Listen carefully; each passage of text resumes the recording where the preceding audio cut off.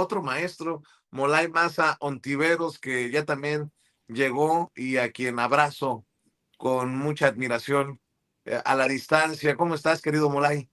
Hola Vicente, bien, ¿tú qué dices? ¿Cómo va tu 24?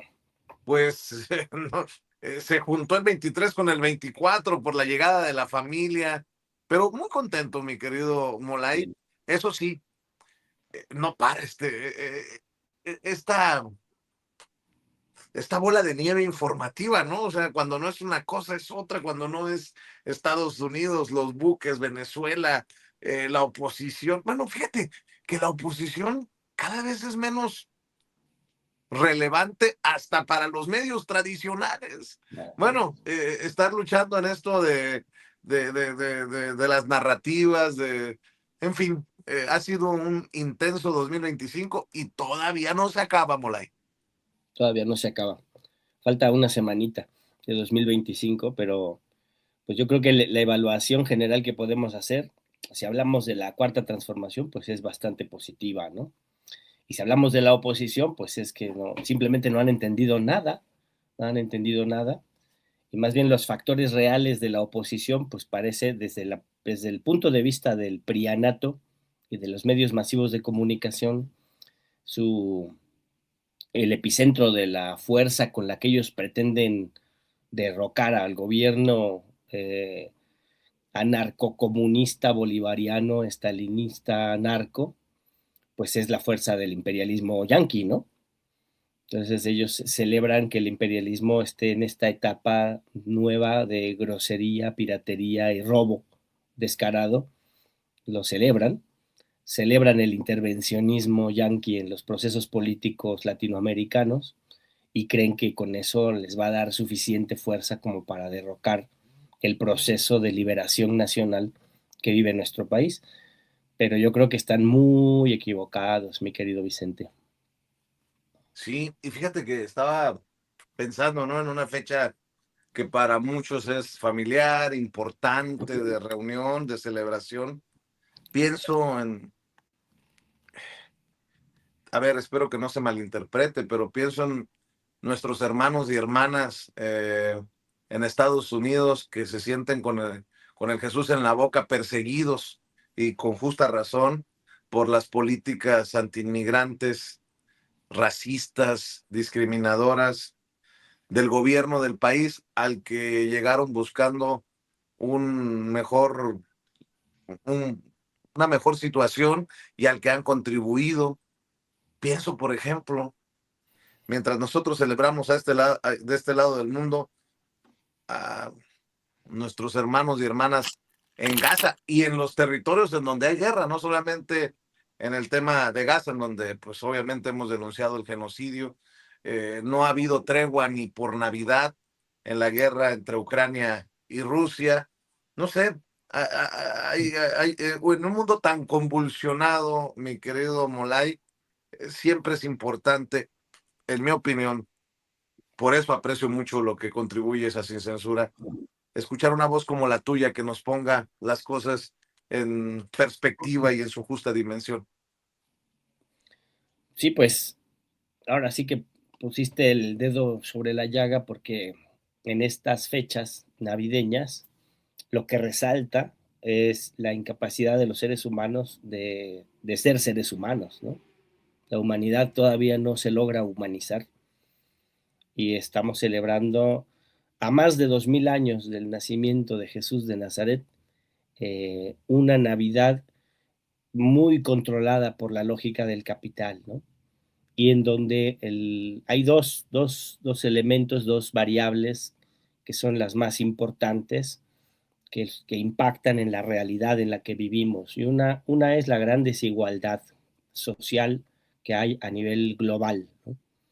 Y esa gran desigualdad se expresa en los ejemplos que tú estás poniendo. O sea, ¿cómo puede ser que en una misma ciudad haya familias con tal cantidad de recursos que nunca en su vida se las van a terminar y hacen grandes fiestas con gran boato y lleno de lucecitas y enormes cenas, enormes comilonas, ¿no? Donde no, se van a saciar y va a sobrar para varios días después, Y a la vuelta de la esquina hay familias en la calle viviendo, a la vuelta de la esquina hay niños y niñas que no tienen que llevarse a la boca, a la vuelta de la esquina hay gente viviendo en situación de calle. Y eso en todo el mundo, no hay un país que se salve de esa situación, ¿no? Pero hay lugares donde se agudiza, ¿no?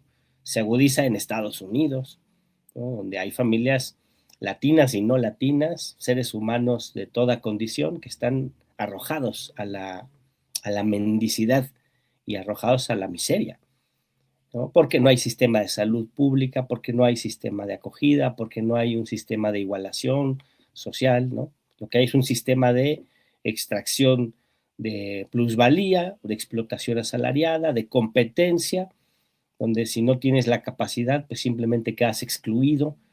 Siempre recuerdo esta frase de que en Estados Unidos no hay pobres, hay losers, ¿no? Mm. Y luego agrégale a esa situación estructural de violencia, desigualdad, la situación de persecución y racialización, de criminalización de los latinos y los migrantes en general, ¿no? Que agudiza la desigualdad, obviamente, ¿no? Porque impacta en la capacidad de la clase trabajadora de negociar el precio de su fuerza de trabajo, de negociar su salario, sus condiciones laborales, ¿no? Entonces, puede ser beneficiario cierto sector de la clase trabajadora blanca, pero en general al conjunto de la clase trabajadora se impacta totalmente en sus condiciones de trabajo, en sus derechos y en su salario, en su capacidad de tener trabajo, ¿no? Sobre todo a los latinos, a los migrantes de origen mexicano, ¿no? Y por ejemplo, en España tienes Madrid, que celebró con gran boato y pompa el inicio de la Nochebuena, ¿no? Con cientos de miles de lucecillas y gastos millonarios en energía eléctrica. Y a las orillas de Madrid tienes pueblos que tienen 5 años sin energía eléctrica. Y estamos hablando de Europa Central, de la cuarta economía del mundo. A las orillas de Madrid, pueblos enteros, ciudades enteras, que no tienen electricidad desde hace 5 años. Y en donde la gente no puede resolver los problemas de la vida cotidiana, que resolvemos todas y todos con electricidad, pues no, ahí no se puede, como si estuvieran en Gaza, ¿no? Y luego te vas a lo más agudo, a lo más grave, a lo más fuerte, ¿no? La guerra, ¿no? Si una variable de la desigualdad, una variable es la desigualdad, la otra gran variable, pues es la guerra, ¿no? Y entonces tienes los tres focos más brutales de nuestra época: Gaza, el genocidio, un genocidio del que hay que señalar, nunca hubo cese al fuego por parte de Israel, ¿no? Jamás, ayer mismo, jamás acaba de anunciar que ellos están comprometidos con el cese al fuego y ellos ratifican su voluntad de mantener el cese al fuego, y como respuesta Israel asesina personas en Cisjordania, bombardea campos de refugiados. Hace unos pocos días bombardearon un salón de clases con niños en el salón de clases, demostrando que ni en un aula ni en un campo de refugiados están seguros los niños de Gaza, ¿no? Y a eso se le agrega el invierno, que en esa zona de Asia Occidental el invierno es brutal, ¿no? Y toda la infraestructura de viviendas, de refugios, de edificios, ustedes lo pueden ver en las imágenes, toda la infraestructura necesaria que la ciudadanía gazatí había construido con sus propias manos en esa prisión al aire libre que era Gaza, perdón, toda la infraestructura que se había generado para protegerse de los crudísimos inviernos que hay en esa zona del Mediterráneo, pues está destruida. Entonces el invierno está impactando de manera directa en la carne y en los músculos, en la vida de niñas y niños, de seres humanos, de hombres, mujeres, de ancianos y ancianas que están muriendo de frío de manera diaria. Entonces el medio ambiente, ¿no?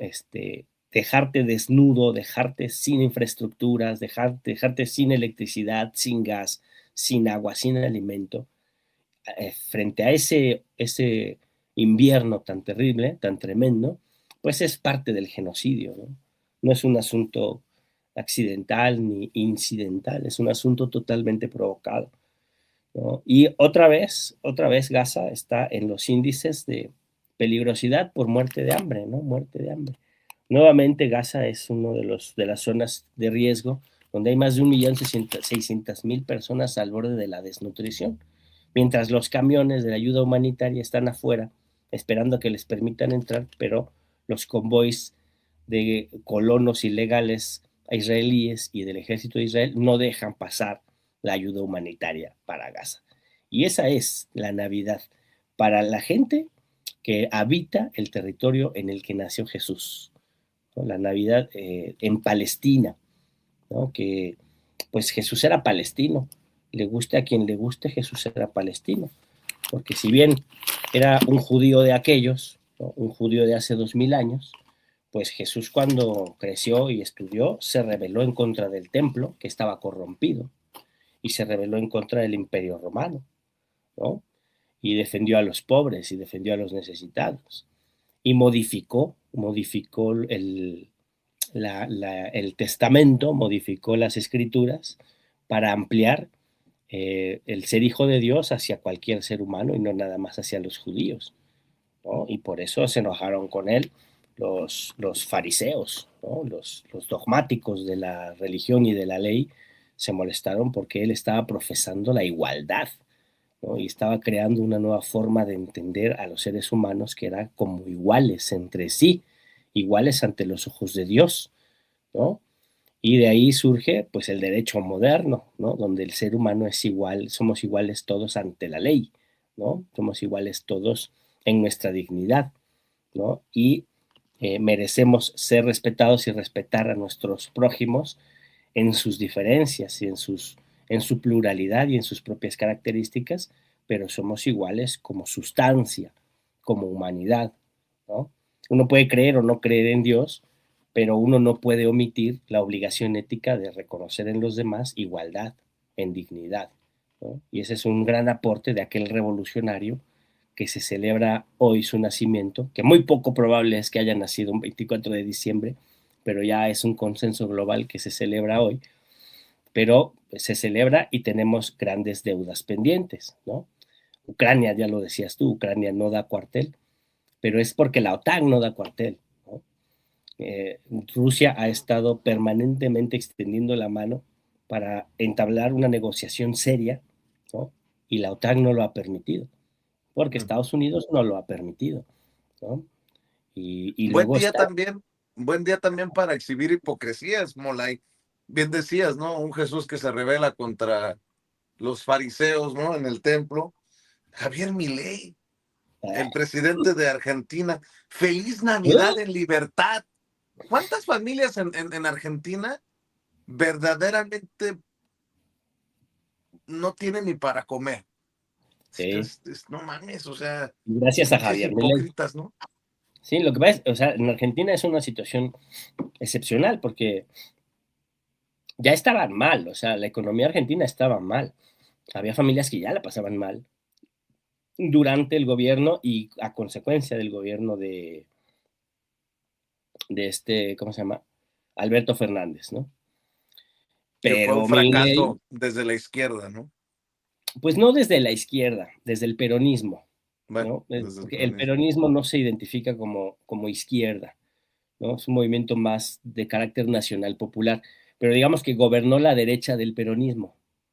Eso es muy interesante, muy importante marcarlo, ¿no? Los sectores más conservadores, los sectores más de derecha de todo el peronismo fueron los que gobernaron con Alberto Fernández. Entonces fracasaron esos sectores de derecha del peronismo. No te quiero decir aquí con cómo se identificarían en la 4T, ¿no? Eso ya dejémoslo para otro momento de nuestra historia. Pero justamente esa posición conservadora dentro del campo transformador, dentro del campo nacional popular, esa posición conservadora que no quiere meterse en problemas con los ricos, que no quiere cobrarles impuestos, que no quiere hacer reformas profundas, que no quiere redistribuir la riqueza, bueno, pues trata de quedar bien con el Banco Mundial, trata de quedar bien con el Fondo Monetario Internacional, trata de quedar bien con el pueblo y no queda bien con nadie. Y pasa, al final es un fracaso, ¿no? Pero es un fracaso conservador dentro del peronismo. No es la izquierda, cuidado. Y luego, no porque la izquierda no se equivoque, ¿no? Sino nada más para caracterizarlo de manera correcta. Porque la izquierda también se equivoca, por supuesto. Ahora, Milei llega, ¿no? Y endurece la situación, ¿no? Abarata, destruye el salario, destruye derechos sociales para aparentar que la inflación no crece, ¿no? Y pues es lo que todos los economistas serios están criticando, ¿no? Pues claro que la inflación no crece cuando no tienes capacidad de compra, cuando estás deprimiendo la capacidad de consumo de las poblaciones enteras, ¿no? Es lo que llaman ellos el shock, ¿no? Destruyes la capacidad adquisitiva de toda la población y pues por eso no se dispara la inflación, se frena la inflación, pero es un frenón aparente, es un frenón solo de ornato, porque finalmente el impacto de la inflación en la vida de las personas, pues se realiza de manera brutal, porque todos los precios se disparan. Y entonces tienes personas, familias enteras que no tienen que comer, ¿no? Que no les alcanza para llegar a fin de mes 3, 4 trabajos que tienen los miembros de la familia, ya no alcanza para un asado, ni para una cena, y menos para una cena navideña o de fin de año, ¿no? Se golpea a los jubilados, se golpea a las personas con discapacidad, ¿no? Se le pretenden quitar los recursos a la universidad pública, quitarle los recursos a la ciencia y a la tecnología y quitarle los derechos a la clase trabajadora, que ese es el meollo de la cuestión. Ahí es donde se da la batalla fundamental entre el capital y el trabajo, la reforma laboral, ¿no? Quitarle todos los derechos adquiridos durante 200 años a la clase trabajadora. Y casi lo logran la semana pasada, casi lo logran, pero en los hechos se les están quitando los derechos porque la vida es una vida miserable, ¿no? Y es una contradicción, es una hipocresía, pero es la hipocresía clásica de la religión como dispositivo de control, ¿no? Es la hipocresía clásica de lo que se llama la teología de la prosperidad, ¿no? Que yo más bien ya le llamaría la teología del hurto, la teología de la opulencia, ¿no? Que es utilizar un lenguaje teológico, un lenguaje místico, un lenguaje mesiánico, incluso utilizar instituciones religiosas como el caso de la Iglesia Católica o como el caso del judaísmo, ¿no? Y de autoridades judías, autoridades rabínicas, utilizarlas desde su poder burocrático religioso, ¿no? Porque las religiones, o más bien decirles los sistemas religiosos, ¿no? Más que como religión, son sistemas de organización social, son sistemas de organización política, son sistemas de jerarquía, por eso es mejor llamarles sistemas religiosos, ¿no? Entonces, desde el sistema religioso hay política y hay burocracia y hay poder, ¿no? Entonces, el sistema religioso, su burocracia y su política es un universo muy distinto de la religiosidad que pueda tener una persona o un pueblo, de la espiritualidad y de la experiencia religiosa que pueda tener una persona o un pueblo. Son universos distintos, ¿no? El sistema religioso con su capacidad de control, su capacidad de ejercer poder, y la religiosidad del pueblo, la religiosidad de las personas, como su experiencia personal, ¿no? De entender el mundo y de entender lo divino, ¿no? Son universos distintos. ¿Qué es lo que utiliza mi ley? El sistema religioso, ¿no? Y el lenguaje místico de ese sistema religioso para embaucar, para engañar, para manipular, ¿no? Entonces de repente es ultracatólico. Durante su campaña era ultracatólico, de la corriente de ultraderecha del catolicismo que niega el Vaticano II, donde se reformó la iglesia y de donde surge el discurso de la iglesia de los pobres, ¿no? Entonces, la derecha de la iglesia católica, dentro de ese sistema religioso hay derecha y hay, no izquierda, pero sí pudiéramos llamarle progresismo, ¿no? Eh, esa parte de derecha donde estaba Milei, ¿no? Muy cercano a su vicepresidenta Villarroel, que sigue en esa posición, en ese ultraderechismo se reivindicaba el antisemitismo. Es una parte de la Iglesia Católica antisemita. Para ellos los judíos son deicidas todavía, ¿no?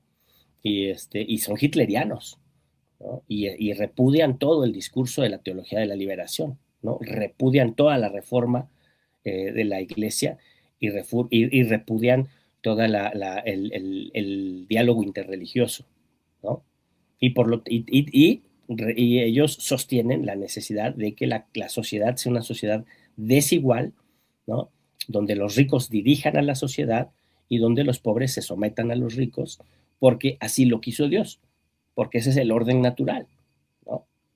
Y bueno, en esa posición estaba Milei, ¿no? En términos espirituales, ¿no?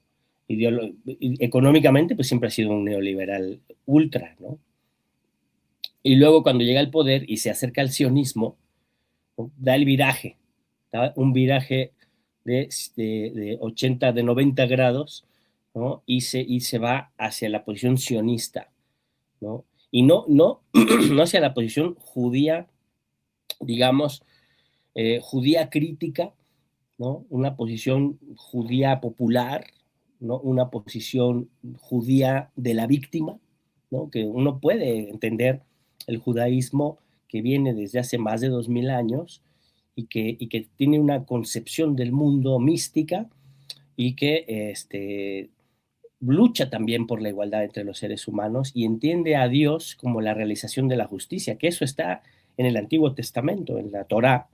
Hay una gran exmanifestación de principios éticos en donde la real existencia de Dios, de Yahvé, es la justicia entre los seres humanos, ¿no?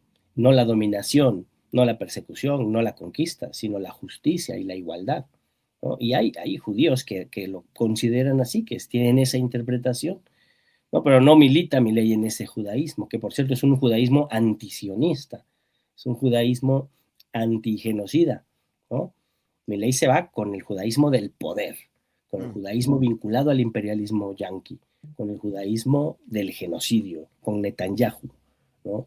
Y se acerca a las escuelas sionistas que promueven la deshumanización de los no judíos.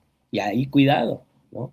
Promueve la deshumanización de los gentiles, promueve ese discurso en donde los judíos blancos de ojos azules, heterosexuales y ricos pueden hacer lo que quieran con otro ser humano que no sea blanco, ¿no? Que no sea judío, que no sea reconocido como uno de ellos.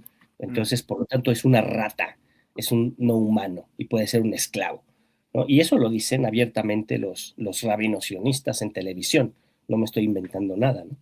Entonces, ahí está la hipocresía, porque todo eso va en contra de una lectura que uno puede hacer libremente del Evangelio, ¿no? Tanto del Antiguo Testamento como del Evangelio, del Nuevo Testamento, y uno puede hacer una lectura y ubicar eh, críticamente cuáles son los elementos éticos centrales que se están promoviendo allí y que son contrarios totalmente a la posición de Javier Milei, ¿no? Cuando Jesús habla de distribuir la riqueza, ¿no? Cuando Jesús habla de que todos tienen que trabajar igual para tener igual beneficio y que nadie debe acumular riqueza y que al contrario, para ser parte de la comunidad cristiana uno debe vender todas sus pertenencias y dar las ganancias, repartirlas entre los pobres, ¿no? Pues esa es la profesión ética económica del cristianismo, ¿no? Y entonces, pues no, Javier no cumple con ninguna de esas expectativas, pero no solo Javier, ¿no? Ningún miembro de las élites económicas del mundo cumple con estas expectativas, ¿no? Ahí te va. Hipócritas, Déjame, hipócritas. déjame provocarte para la reflexión. A diferencia de esto, México, ¿no?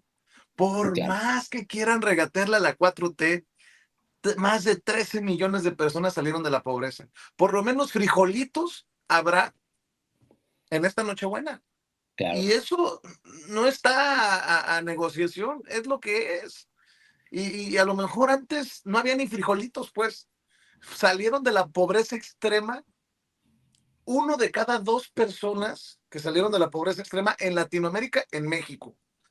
Y cabrón, no me acuerdo cómo está, creo que más de la mitad de los que salieron de la pobreza en Latinoamérica salieron de México. México y Brasil aportan los números en este combate a la pobreza. Así Hay es. que hablar de eso también, Molay, en la reflexión de Nochebuena, pues. Por supuesto, lo que pasa es que ahí hay que señalar que son dos proyectos de redistribución de la riqueza los que tienen esos números, ¿no? Brasil y México. Y eso es lo importante, lo relevante, ¿no? Yo diría que hay uno tercero, pero que está tan azotado, tan brutalizado, ¿cómo se dirá? La palabra correcta es tan cercado, ¿no? Tan bloqueado, que es la Revolución Cubana, ¿no? Si ha habido un proyecto redistributivo radical, pues es la Revolución Cubana. Pero pues, si no hay nada que redistribuir porque simplemente te tienen bloqueado, pues te mueres de hambre, que es lo que hacen con Gaza, lo mismo están haciendo con Cuba, ¿no? Y en Venezuela, pues Venezuela hace falta redistribuir y hace falta revisar los números, pero hay crecimiento económico, ¿no? En Venezuela llegaron a la meta del 1.200.000 barriles de petróleo que se habían trazado, aunque están bloqueados y aunque les roban los barcos con petróleo, que ahí el ratero imperio se va a meter en un problema porque los barcos de petróleo salen ya pagados de Venezuela, ¿no? Entonces se los están robando a China. Entonces los chinos ya dijeron, oye, ya estuvo suave, ¿no? Ya metieron su denuncia a los chinos porque les están robando el petróleo que compran a Venezuela, ¿no? Y bueno, a pesar de que hay ese robo, a pesar de que hay ese acoso, a pesar de que hay ese bloqueo contra Venezuela, cumplieron sus metas de productividad de petróleo.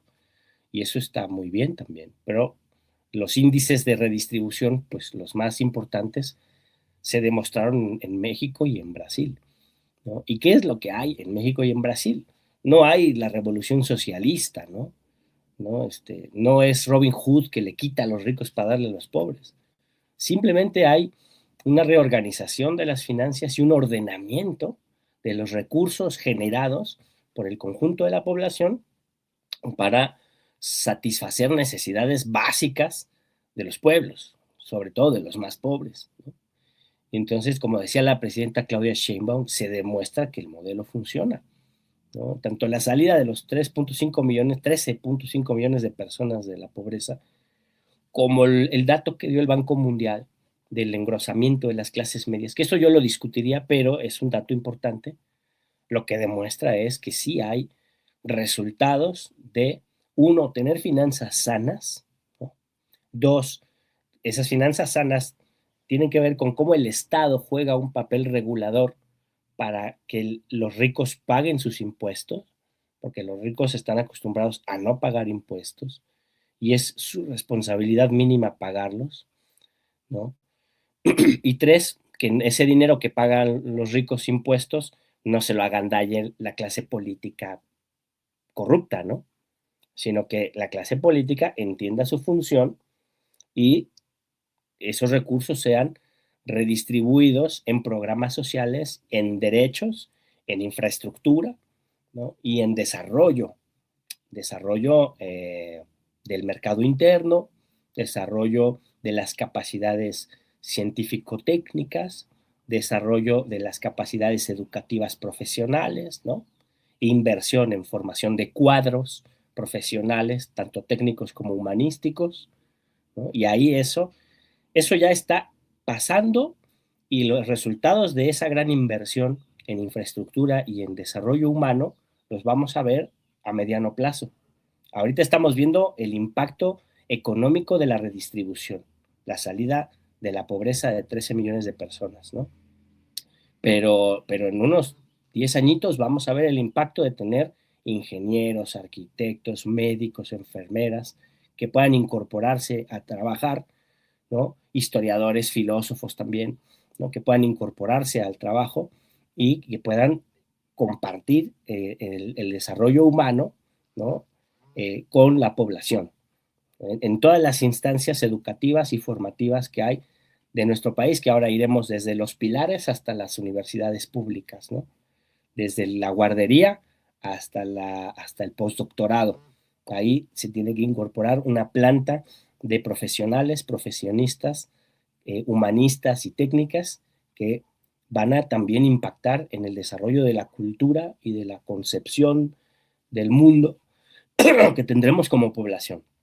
Y esa es una parte cualitativa de la cuarta transformación que no se evalúa numéricamente, pero que ya se nota que va a empezar a funcionar, ¿no? En el mediano plazo. Y eso solo se puede hacer desde una perspectiva humanista, antineoliberal, ¿no?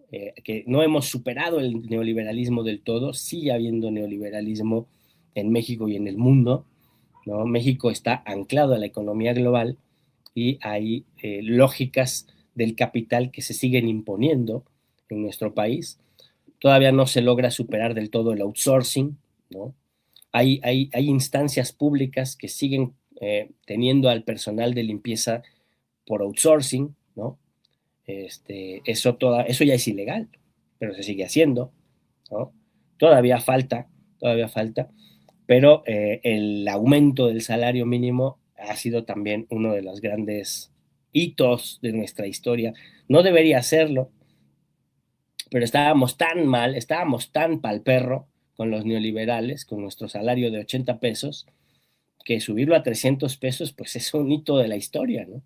Y es el aumento del salario mínimo lo que realmente impactó en esta salida de la pobreza de un montón de gente que tenía 2 trabajos y no le alcanzaba para llegar a fin de mes, ¿no? Y ahora con sus 2 trabajos ya le alcanza, ¿no? Y con la beca del niño y con el apoyo de la abuelita alcanza ya mejor para poder tener una vida más digna y ampliar las oportunidades y que los niños vayan a la escuela pública y vayan a la prepa pública que les quede más cerca de su casa y vayan a la universidad pública, ¿no? Y logren ser lo que ellos quieran ser y lo que ellas quieran ser, ¿no? Y logremos eso, el objetivo fundamental del pensamiento humanista, pues es que todos los seres humanos podamos desarrollarnos en nuestras habilidades y capacidades y en nuestra dignidad de manera libre, de manera responsable, de manera ética.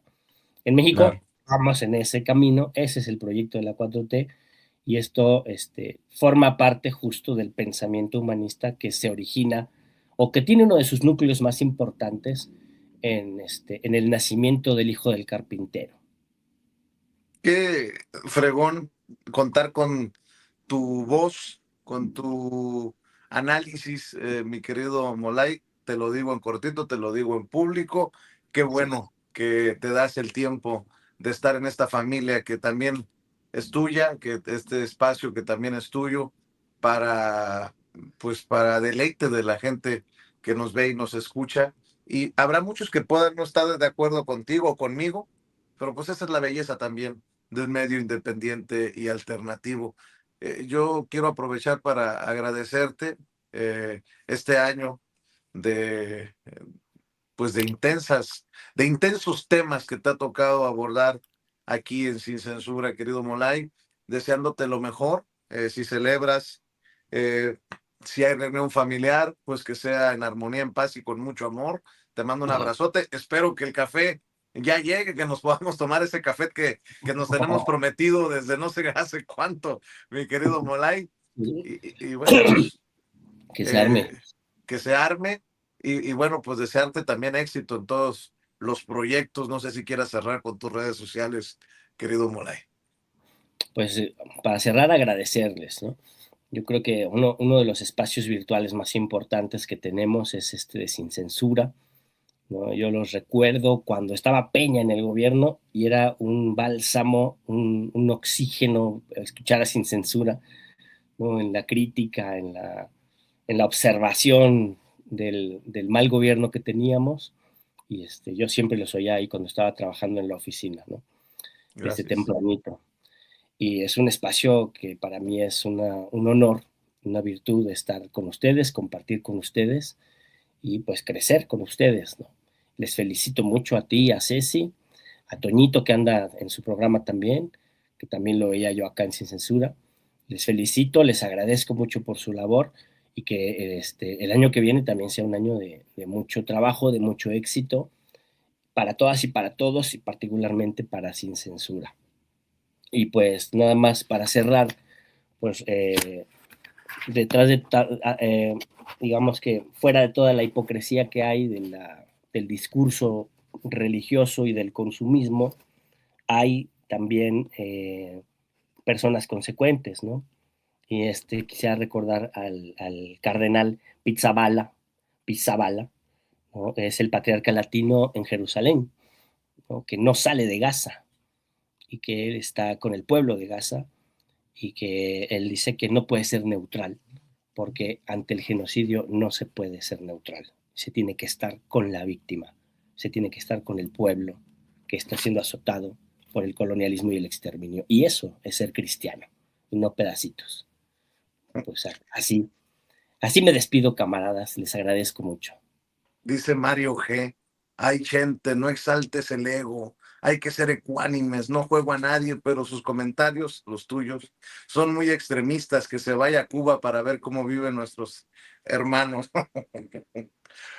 Pues que la vida nos permita, si es así, ir a Cuba juntos, mi querido Molay. Te mando un abrazote, hermano, y muchas gracias. Sí, que la vida nos permita ver a Cuba como un país independiente sin bloqueo. Claro que sí. Te mando un abrazo, Molay, saludos a la familia.